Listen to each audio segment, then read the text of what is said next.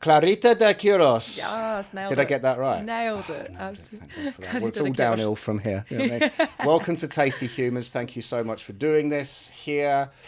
Sponsored by Media One Hotel, Dubai's best business, lifestyle and entertainment property. Oh. Congratulations, I Thank think, you. are in order for Thank your you. new album, A New you. Key, which has gone to number one in how many hours? I think it was 4. My PR manager, Peter, told me it was 4. I think it was quicker than that. Sorry. I thought you were going to be humble there for a I was minute. joking. Yeah. No, I have no idea because, the system gets updated. How did that feel then? If I'm being really honest, I had to check my phone 4 times. I reset it, closed my phone, because I was checking the iTunes every half an hour or something when it came out. I was absolutely gobsmacked, flabbergasted. I was shocked. I was expecting maybe if I make the top 50 or even like top 100, that would be absolutely amazing. And then I saw it. Honestly, I can't tell you how many times because I was sitting at a dinner table and I was like, no. And then I screamed through my phone, rolled about on the floor, jumped on a sofa, and I was, because I didn't know, because the last time I did bring out an album, people had to physically get their money, probably no Apple Pay then, go to Virgin Megastores and physically purchase a copy. Right, so that's how long ago I've released an album. I've done a few singles, but I've never done an album since 2014-15. And so what made you go, right, I'm doing it again? What was the inspiration to get an album together? Multiple things. So when I write an album, I have to feel something. Something has to be huge in my life. So to encompass all of the detail in the background, I will say that I've been studying for about a year and a half, and this has been brilliant. I did a master's in law, and it was the most amazing thing. I loved it so much. What a loser, I know, but I loved that. Oh, masters in law, yeah, complete loser. Do you know what I mean? the fact, number one album, masters in law. I mean, how could you? No, it's the fact. It's the fact that I enjoyed it so much, which it was a bit disconcerting. I was like, there might be something not right with me. Anyway, so that's done, and there was a part of me lacking the studying part, and then when I studied, it made me miss music so much. I was thinking, right, that I'm not spending enough time on music, and to write music, I have to feel something for someone or life or something big has to change, and all of those things happened. And I basically started with one song, which was New Recipe of Moonlight, which is the first single. I did that and I was like, wow, this is cool. And here's a story. So I've got lots of stories. That's a good job on the Tasty Humours then. I had a conceptual idea for the track. I hadn't recorded it, kind of had a rough idea, but I'd already booked the music video the social, I wouldn't call it a music video, social media video, and I booked everything without even finishing the song. So I went into this shoot having the song maybe 80% done. And I'd already announced when it was going to be released. Mm-hmm. So I was like, right, I love extreme pressure, and I think that's a bit worrying as well. So I was like, right, it has to be done by this. It has to be done. I'm going to do it. And I did it. Then when that song came out, I went on the radio and I said, I'm going to release an album before Christmas. I had one song. So I had literally 3 months to do this. 3 months. Oh, wow. And I had one song. So I had to knuckle down and I did it. So that's another reason why I did it, is because I pushed myself to do it. I love challenging myself. But yeah, there are a lot of emotions going on in my life right now, and I am not able to express them verbally. Therefore, I will put it through music. And has that always been the way? Because again, we met about 45 minutes ago for the first time, which is very cool. But I think that you play, arguably, which we argued a little bit, like debate, arguably heated debate. The one of probably the hardest instrument, which is the piano. Mm-hmm. I'm a big music fan, and I look at the piano and I'm just like, what? You know, two hands moving independently, stroking the keys, drawing the notes out, so many notes, foot pedals, etc., etc. And did you find like this amazing way to express yourself through this? Big time. I think this started from a very young age. So my parents how would I say? They were very strict. My mother was Filipino-Spanish, my dad is Dutch-Irish. And so there's this Asian part of the family. Like, so if I got like 98% in an exam, it's not, that's amazing 98. It's, where's that 2%? What happened, you know? So I've come into that environment of extreme perfection. And you know, with a very traditional background, so you don't speak back to your elders, you have respect, which should always be the way. Yep. But I didn't really have a voice to speak out. So if I was upset about something, I wouldn't really vocalize it. And my parents always knew when I was in a bad mood, because I'd just lock myself in my room, like this on the piano, and I'd be like, and that would be my way of expressing how I feel. And I think that's just something I got used to. And lucky for me, I found a way to make a career out of it and put it into music, which makes me really happy. Were your parents always very encouraging on it, or? Yes. Oh, amazing. Very much so. I have to thank my parents for absolutely everything that I am now. Maybe that's why they made you angry. Go upstairs and play the piano. Yeah, do it. They must have known. And so they supported everything. So I didn't have a normal childhood. So Mondays would be choir, Tuesdays would be guitar, Wednesdays would be choir, Thursday would be guitar, Friday piano, and the weekends I might be at orchestra. So and was that you? Was that your decision making? Both. Or was both. Yeah, I did enjoy it. And also because I was very introverted. I didn't understand why children wanted to go out and play. I found that I couldn't do it. I was not comfortable. So I would maybe hide myself in music as well, which I've been reflecting on, thinking, I wasn't a regular, however you define regular.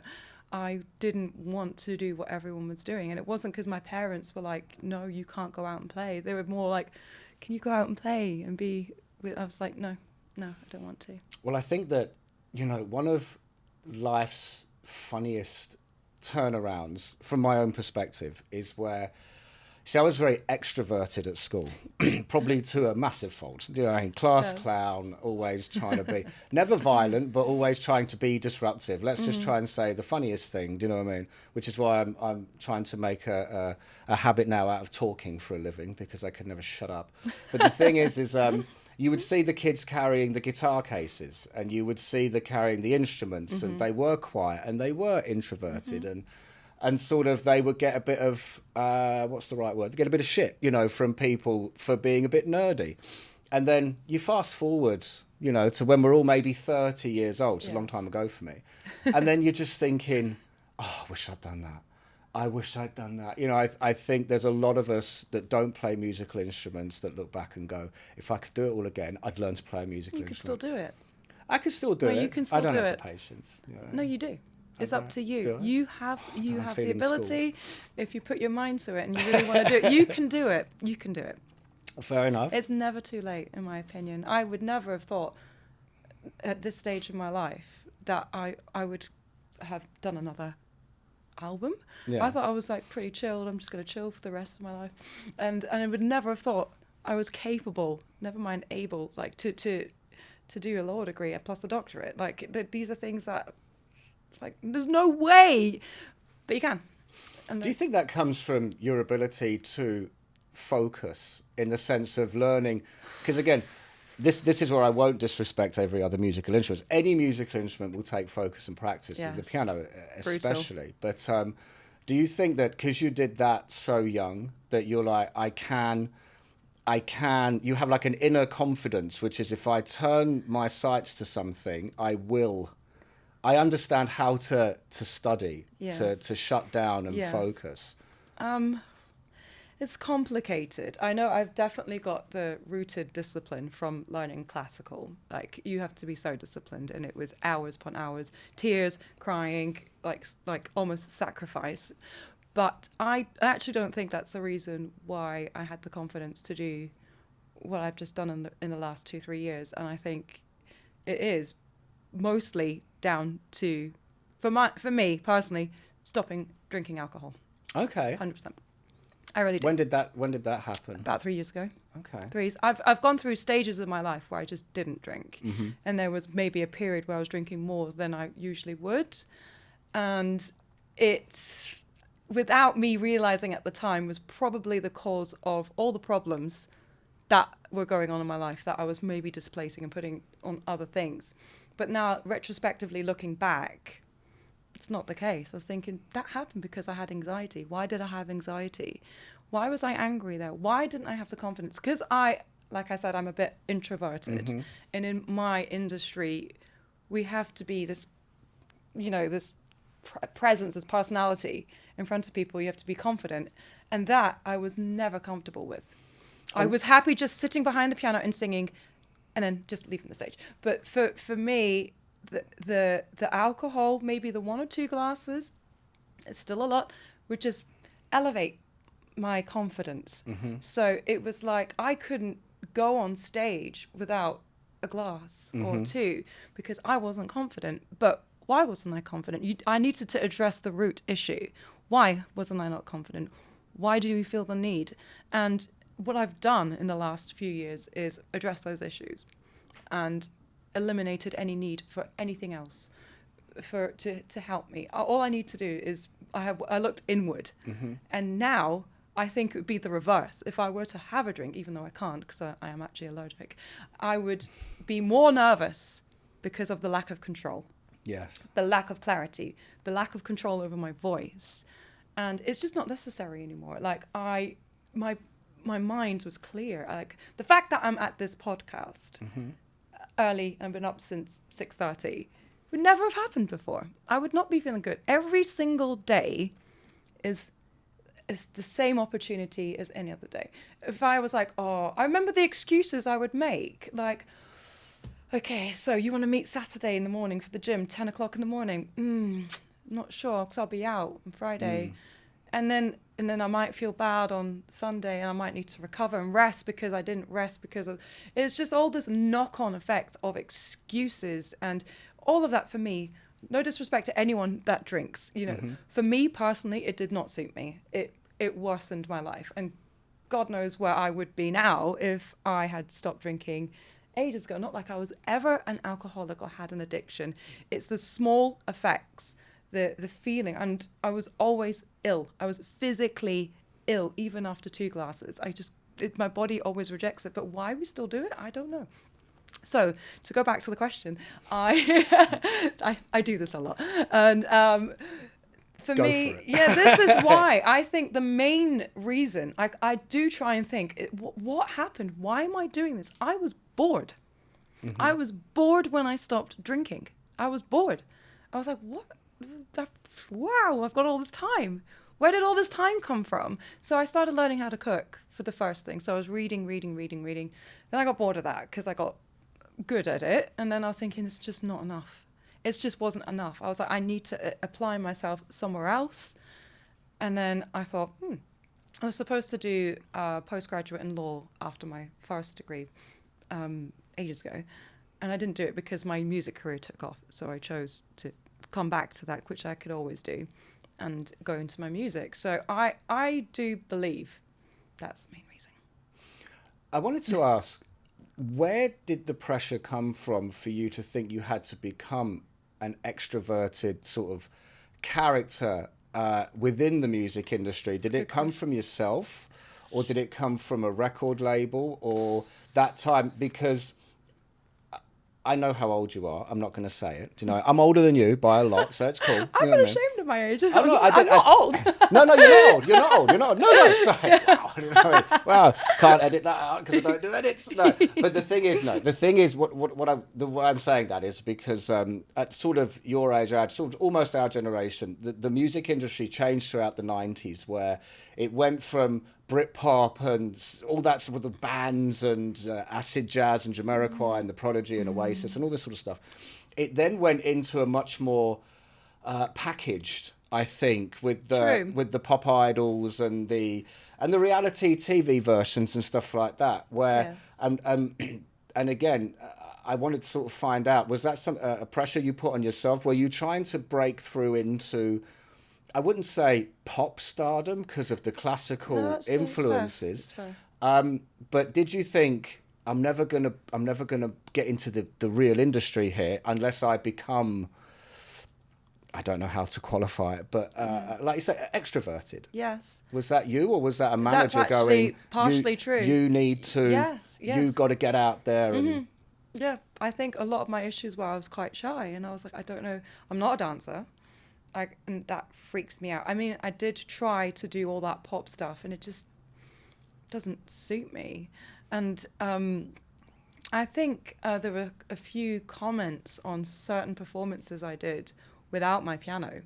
Okay. So it was just me singing, and it was, she's lacking stage presence, she looks uncomfortable, which is 100% accurate, because I was uncomfortable.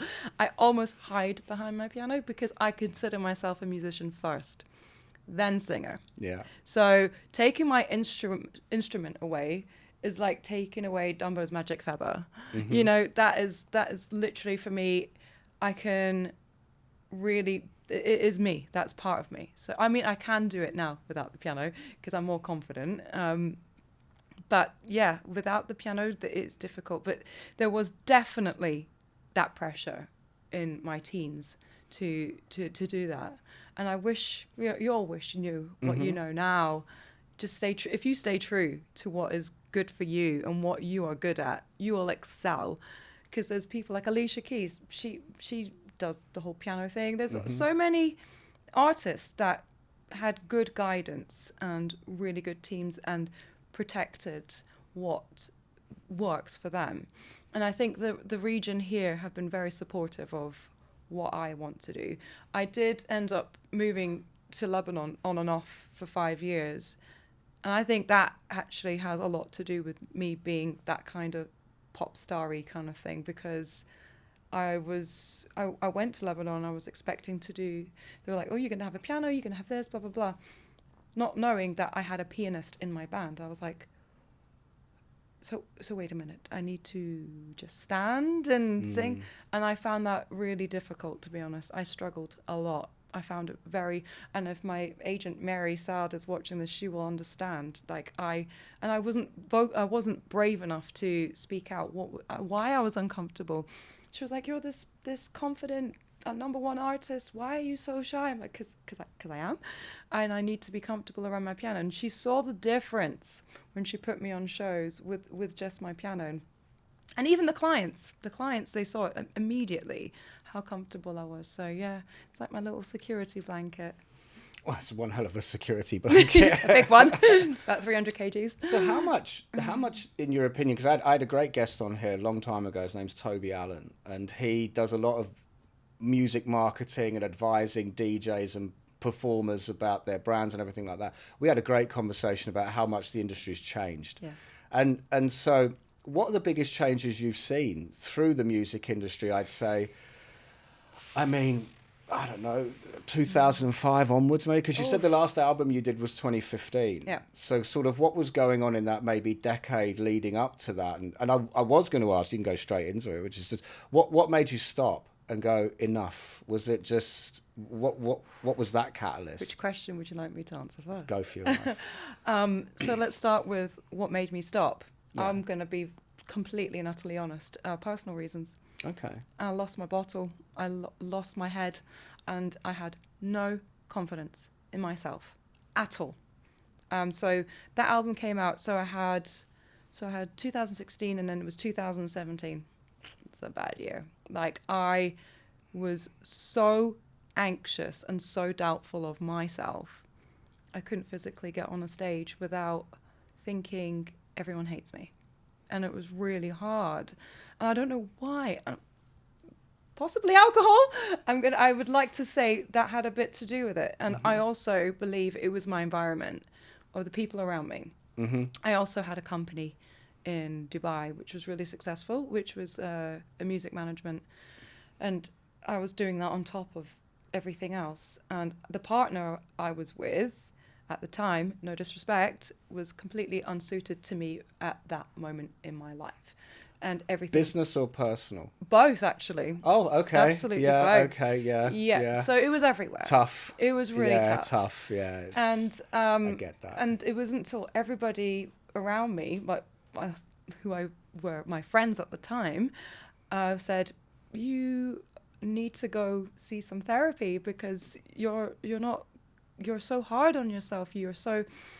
Every time we go on stage together, your head is down. When I see someone smiling or laughing in the crowd, I'm thinking they're laughing at me. This is just crazy.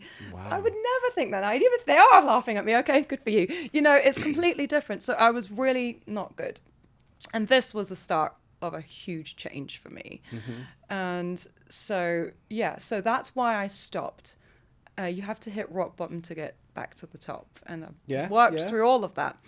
And the first question was about what's changed in the music industry. What's changed for artists and everything. Like, you needed a record label before. So I was with Sony to do this album, and Spotify was kind of new. Apple, we had iTunes. I remember everything. Like because you had to spend what, 15 quid on an album. Yeah. You get it for free now with a subscription. So and everything is more viral now. So it's not about radio plays as such now. It's more about what is placement on the playlists on Spotify, and what is used in commercials. What influencer has posted on their videos. Yeah. So this is where excuse me. I thought you were going to say something funny there. This is Oh, where I could have done. Yeah. No, like fucking influencers. Yeah. What do you know? Oh dear.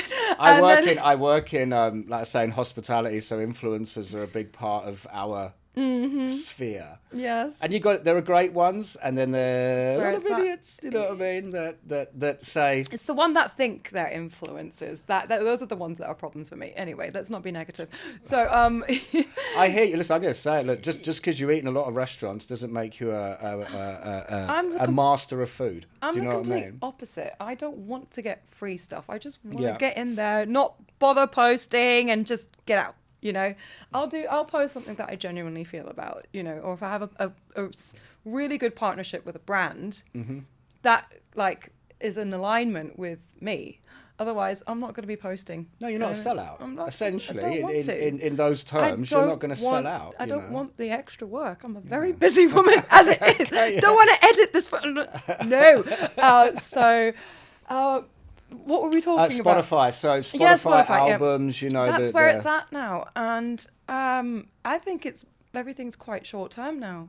Everything is like, songs used to be a lot longer as well. Now they have this rule on Spotify, it should be under 3 minutes and things like that. Really? Yeah, I didn't look into it, but it's like, I can't comment because I actually don't know enough about it. So music, I feel, is just becoming structured maybe.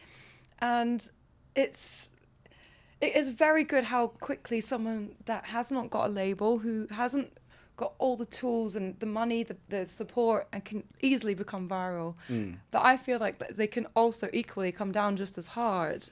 So that's why I was really nervous coming back into the market. I was thinking, one, I'm not singing on the album and it's classical. Two, do people even remember me? It's been a while, even though I'm still around about in Dubai, musically, bits and pieces here and there. So yeah, I was really, really nervous because if it didn't do well, I've been like, oh gosh, that's it, finished, bye-bye, no more music. I'm just going to stick to the law and, just stick to the law. Be a lawyer, it's fine. And it's, so it's difficult. It has been difficult, but it should have been a lot harder to go. I was so shocked, like I said, going to number one, and I got it, and I was literally like, my hands were like this. I was just a mess, and that's a nice feeling because it means that I really care about it. And the songs on the album, what they mean to me it's all very structured and strategic. And well, I'm glad you said that, because I listen to it on Saturday morning in the gym, and usually in the gym I need a hell of a lot of encouragement, like musically. So it's drum and bass, it's Rage Against the Machine, it's angry. Do you know what I mean? You need it. And I thought, we're doing this today. I've got to listen to it, of course. And I put it on in my headphones, and it was the weirdest thing. It was like, I don't know if what I'm going to say is going to sound insulting. Oh, it's okay. I can take it. Go. I think you can, yeah. No, it's like, first of all, I felt like I was being judged all the time. It was weird. It was like I was doing legs, which is very difficult because, it just is. And I'm doing, leg press and stuff like this, and the music was almost making me feel, no, it's because it's grand, it's epic, it's classical, but it has like fusions of, I mean, you'll explain it much better than I can, but it was like, I've never leg pressed as much in my life as I did listening to your album, and very strange because I don't believe usually not by a lot, but usually I'm listening to put people through walls music. Do you know what I mean? Like I said, The Prodigy and stuff like this. This obviously, but there's a lot more crescendo and I don't know, strangest feeling. It's a great word, crescendo. And I'm glad you said like how much the music means to you. It's like, so how did you put it together? Like, what did you start thinking about the construction of it all? So it is actually a story of my life and the music in my life. And before I go into that, when I sent it to my sister, when it was after it came out, because no one had a copy of it before it came out, apart from the team and one other person. And she listened to it and she said she was in tears. She was like, I hear everything from our childhood from here. So the first one, it's called Introduction by Haydn. Hayden, though. Hayden is the name of my brother. And he actually wrote half of that introduction when he was 15. And I don't know how I remembered him writing that note for note, and haven't got a copy of it. My brother is like 30 something, and so it's introduced by Haydn, even though it looks like it's by Haydn, the composer. The second one is New Recipe of Moonlight, and this is a song I played a lot in high school, but again, it's not the actual Moonlight Sonata. It's been reworked and it's more symphonic. So that's part of my probably high school, and I love that piece of music. It's huge to me. Track 3, Testamina, is which one is it? I think it's Stella Turca, and this one is Hans Zimmer and Alla Turca by Mozart. Again, another piece that I was playing. So I won't go through each of the tracks, because there's one called Chopin's Pulse. Chopin Pulse. This is I had that in the car this morning. Many people, it's Prelude in C minor by Chopin, and Barry Manilow did it first. Then Take That. Could It Be Magic? And this is a weird story. So half of it is mine, and the rest is Chopin. There was one night I was, again, weirdly bored, and I was just sitting trying to go to sleep, and I couldn't. I was thinking, what can I do? And I hadn't played this piece since I was maybe 14, 15. Haven't touched it. Haven't seen the piece of music. Haven't done anything. And I sat there for maybe 4-5 hours trying to learn and remember the song in my head. And then the next morning, I got up and I played it. And I was thinking, right, I'm a freak. I'm a widow. So I was thinking, yep, there's something not right with me. But however, there must be a reason for this. So I put that one in. So these are all things moments in my life that have meant something. Rise Again is probably my favorite song, 100% like my own composition. It's a reworked piece of music from my 2004 album, 2014, sorry. And I wasn't happy with how it was, because I thought the music was beautiful, and I actually thought my vocals ruined it. So I made it instrumental and we reworked it. And there's End of a Long Game of Chess, which is completely my composition. And this is more recent. This is about an experience that I was going through, and it changed my life, and the people around me in this time changed my life for multiple reasons. And Wounds and Wings, which is another one that is, I composed this in 20 minutes randomly. And this is when you know it's true. And this is the most recent, so it's the most current in my life. It's about pain, hope, and pain. I won't get into it too much. And there's so much love in there, so much. And it's, that's pretty much it, really. And it's one of my favourite songs. I have to say, so End of a Long Game of Chess is a great, like that. I'm sitting there thinking, I know you could peel a lot into that. Yes, yeah. Would you elaborate on that title or without? Let's see how I can put it. It's because what I will ask next is I'm so fascinated about how things begin when it comes to people that make music. Was it a title? Is it the lyrics? Is it a beat? The title is always last for me. I remember what I was feeling when I was composing it. And it was just an event that was happening in my life that consumed most of my days. And it was hard. It was a lot of hard work, a lot of emotional hard work. It's got something to do with my law degree as well. So, and it came out, it was an end game of strategy and planning and getting things right and working with amazing people. And it's sad because it was quite a taxing part of my life. It's really sad, but there's also hope there because it was somewhat a little bit enjoyable because of the hard work. That's the antithesis of me. There's so much sadness, but I kind of enjoy the pressure. And at the end of the day, the result was great anyway. So. Okay. Yeah, that's as much as I can talk That's absolutely fine. No, that's beautiful. Thank you. I thank you for sharing that. But so, like you said, when you did something in 20 minutes, that's when you know that it's real. Yes. You know, like I can't you just sat down and just went. One take. Yeah. This piece was one take, and it was the first time I played it. So that is what is in the album. I had an idea. I sat down at the piano, and I thought, I'm just going to record it just in case. I'm going to record it just in case, because sometimes when you do something for the first time, it's perfect, and the more you try and rework it, it takes away the raw feeling. Yeah. So luckily, I recorded it, and I was like, wow, this is it.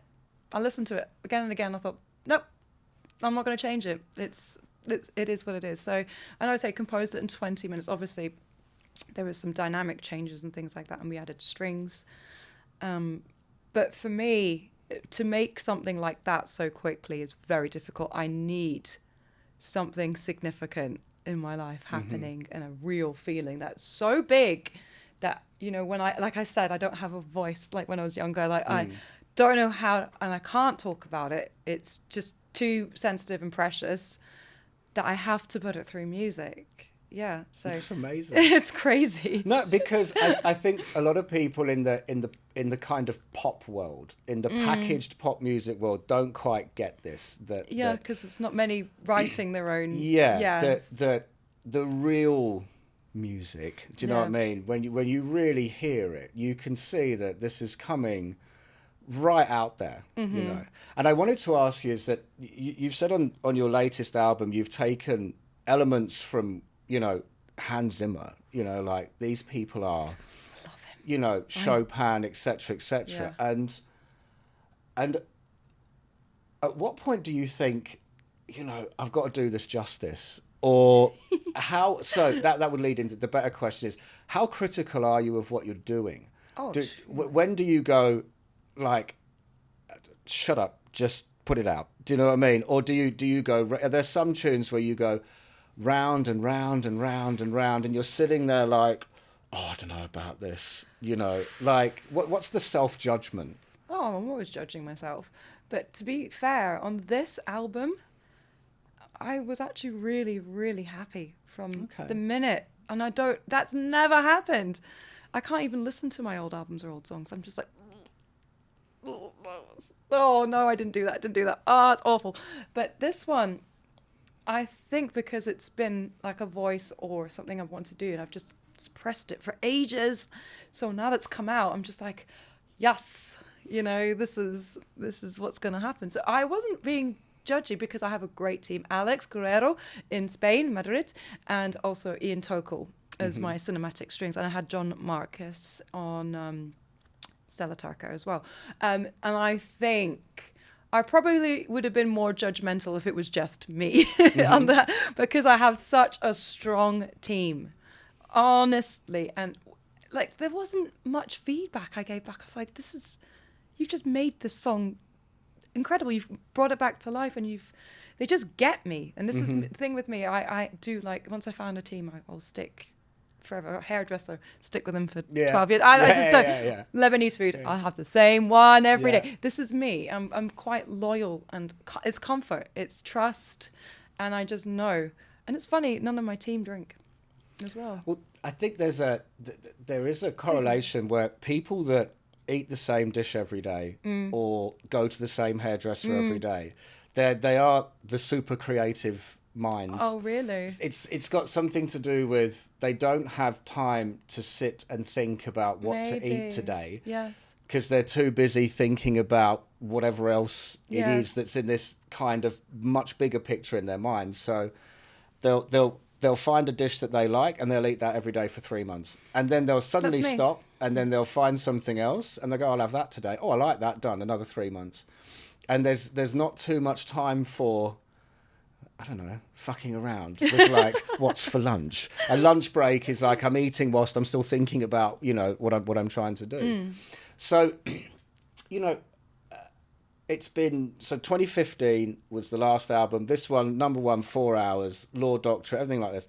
So now, are you going to tour it? Do you play it? Like, what's happened now that it's actually out? And it's what you might refer to as a smash hit. Like, it's suddenly, as it switched to a new, the next 2 years are going to be about this album, or are you like never again? No, I'm already working on the next album. Okay, actually. Awesome. So silly, I should have mentioned that. I've obviously put myself in a really sticky, probably the biggest challenge of my career. Okay. I think will be the next one, which is I'm doing an album. Can't even believe I'm going to say in Arabic. Okay. I don't speak Arabic, by the way. Just let you know that. Brilliant. So I've started classes, but see, now I've got to know you in the last 45 minutes, and it really sounds like something you do, but I have to ask why. Yes. Right. Multiple reasons. Let's start. One is strategy. Okay. Well, I know that the biggest market in the UAE and the GCC region, Middle East, MENA, it is Oriental and Arabic music, right? And I've been here for so long. Why am I not doing this? I lived in Lebanon. All the music that I was listening to and working with was Arabic. And that's one of the reasons. The second one is it is like my thank you to the Middle East. I love the music, and it is so strong. And I also think no one's ever done this before. And this is going to be showcasing a lot of my story in Lebanon, which is possibly, you could do a TV series on what my life was like in Lebanon. I was mental. And and it's going to be featuring international and national. I've already got some lovely confirmations for the album. I'm very excited. I can't talk too much about the process because that's going to happen next year. I'm going to write everything, like the music, because I've been listening to more Arabic music. Well, I always listen to Arabic music. And it's going to be literally a story from the beginning to the end of Lebanon. Lebanon is a huge part of my life. My whole circle of friends is from Lebanon. I used to fly there, even when I wasn't living there, maybe twice a week, even just for 2 days, because I didn't have many friends here. That it was my life. It was my career. It's given me so much. They're so welcoming. The UAE is also so welcoming. So there's going to be all of this side of me again, the people and the response and the teams that I'm working with, they're like, I can't believe you want to do this. Thank you. And I'm thinking, why are you thanking me? It's an honor in a way, for me, my honor. And I would love people from the Western influence to experience that side. We're all living here. We're all part of this culture. I'm going to incorporate this like musically, and I want everyone to love the music that I love, because if I'm a musician and I love the music, you're gonna love it too. So I want to mix the Western with the Arabic, and I think it's gonna be awesome. I'm so confident about it. I won't be confident in a month. Like, I was going to say, like, so from somebody who has confessed to, I don't like not don't like, sort of prefer just to be instrumental, not really like to do the lyrics and sing and stuff like that, to actually now do it all in a different language that you don't. No, the singers are going to be doing a lot of. I'll feature on some. Okay, good. Because I don't want to put. I like pressure, but that's a bit too much pressure. Yeah, I was going to say. So I'm working already on the first one. I can't say the name of the artist, Fair enough. I can say she and I are working on that one, and we have a huge history in Lebanon. We were so funny. She's like my sister. And so we're working on that. So I have a story to tell. So maybe if I can't say it in English, maybe I can say it in Arabic. Okay. And that's going to be awesome. And there are so many words in Arabic that when you try and translate them into English, it doesn't work. Like when I'm asking them, what does this song mean? I can hear it in the music. And they're trying to translate it. They're like, there is no word in English to describe this word and what she's trying to say. And I want a lot of that in my music.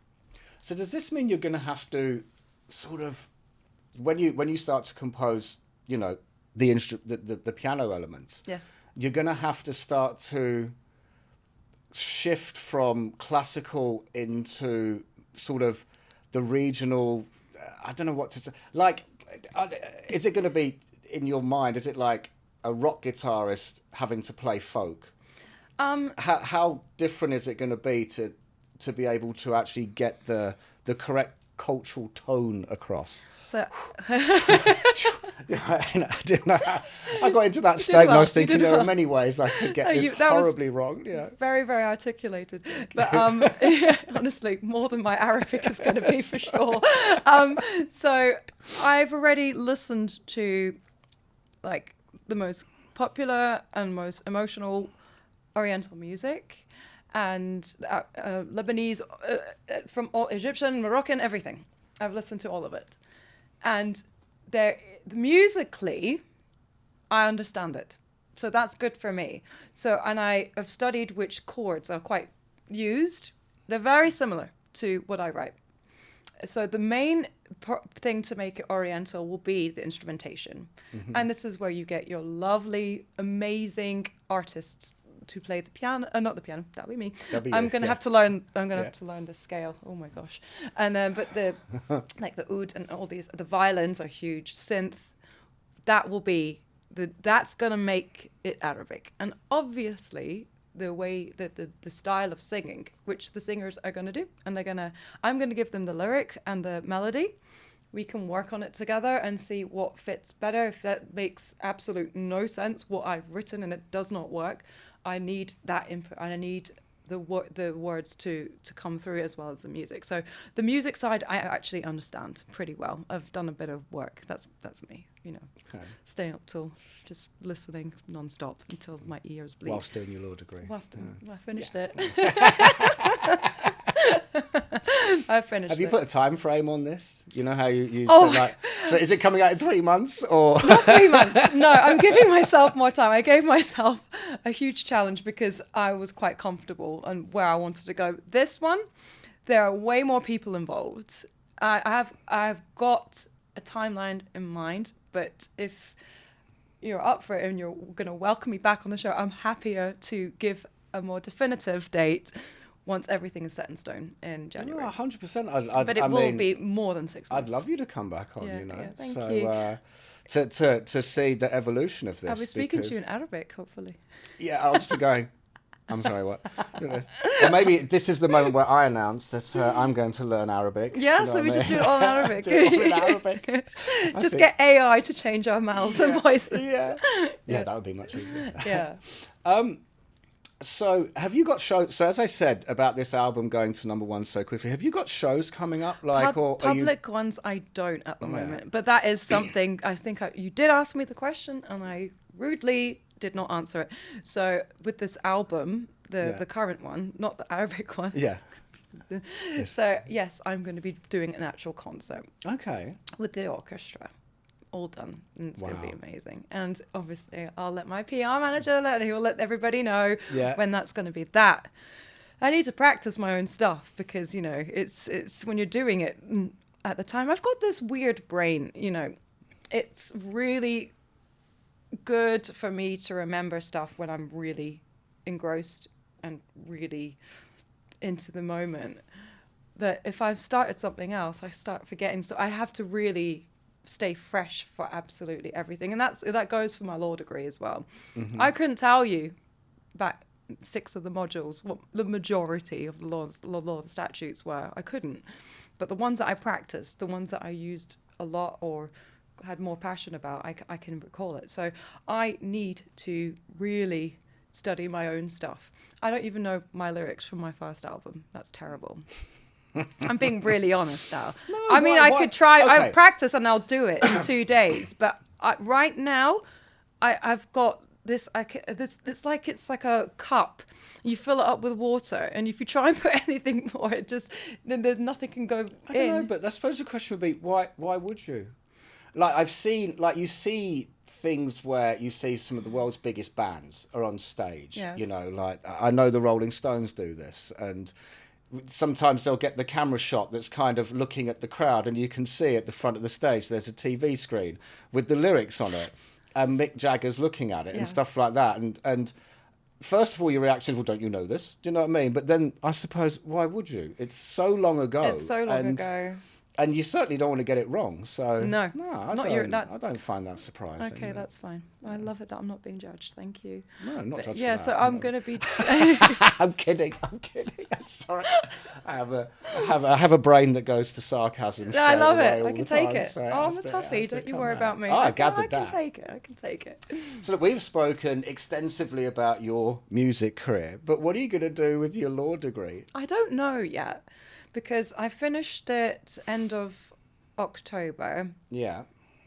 And I'm really sad because I actually really enjoyed it. So if I hadn't told myself and my team that I was doing this Arabic album, I probably would have just been going for the qualification to actually practice as a lawyer. Okay. If I can do it alongside, but I'm still doing my doctorate, so let's not push it. After the album, I'll probably go more into that, because I had a lot of my family are lawyers. My sister's a lawyer, and my godfather was a lawyer to the president of the Philippines. You know, they're all lawyers, and it is something I think most people should know their rights and whatever they need to do. And it just so happens that I was in a situation where I wanted to read more about the law, and I thought, okay, just do a degree. So I love the way you think. I'll just do a degree. I just did it. Just do a law degree. Well, why not? I had all this time, and well, I didn't really, but I made time. I didn't have time at all. That is a blatant lie. I had no time. But you know, when you enjoy something, like say, if you do something you love, you don't work a day in your life. That's true. And I felt that. Yeah. Like it was just like anytime someone was asking me to look something up legally, I'd be like, let's go. And I used to love it, you know. So there's maybe I need a break from it, but God, if someone could give me something to work on right now, I probably wouldn't say no. I'd be like, yeah, bring it on. Fantastic. Yeah. So. Well, look, we're coming to the end of a fantastic, fascinating conversation, because I love, if there's no disrespect to any other guest that's been on, I love them all dearly. I really, really am. But to talk to musicians and chefs, yes, I think are the two where I'm so interested in how they think, that this has been like mind-blowing. But so my final question is, you are going to Dubai Opera House to see Led Zeppelin. Yes, I am.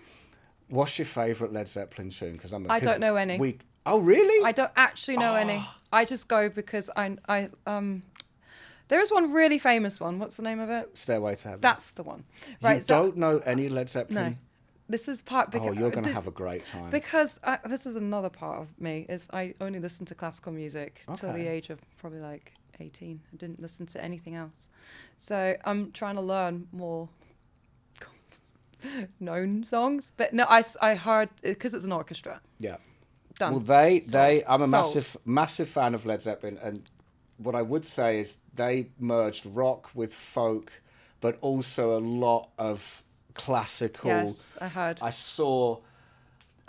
technically saw them at Glastonbury in 1995 when it was just because it was so the whole band broke up, and then the lead singer and the guitarist Robert Plant and Jimmy Page reformed for a while, just called it Page and Plant. Okay, you are a fan. And they were at Glastonbury, yes, and they had an orchestra with them doing certain tracks. So you are in for a treat. What's your favourite song? Oh, I didn't see that coming. I'd say the Lemon Song. Right, that's it. I'm going to have to listen to that which is one of their more suggestive songs from those days, but very, very good. So look, I always ask everyone that comes on, like, sort of, if there was one thing you could ever tell somebody about how to achieve what you've achieved, your greatest piece of advice to a younger person who's looking at you and going, yeah, I want to do that, like, what is it? Just do it and stop making excuses, and do not listen to anybody else when they're telling you should be doing something else. Stay true, stay focused. Like, if someone says you can't do it, prove them wrong. Just do it. No excuses. You can do it. If you want to do something, you will do it. Find a way. There's always a way. If like me, I'm probably not going to be able to speak Arabic, but me saying that now is probably a nonsense. I've got a tutor lined up for January. I've got other ways I can start watching more Arabic TV. I can start talking more Arabic to my friends. There is a way. Do it. You can do it. But make sure you have the most supportive team, and be careful with the people around you. The team around you and the support is absolutely everything. It's beautiful. Thank you. Clarita De Quiroz. Wow, nailed it. Nailed it. Yay! Thank you so much for doing this. I wish you all the best. Thank you so much. It's been awesome.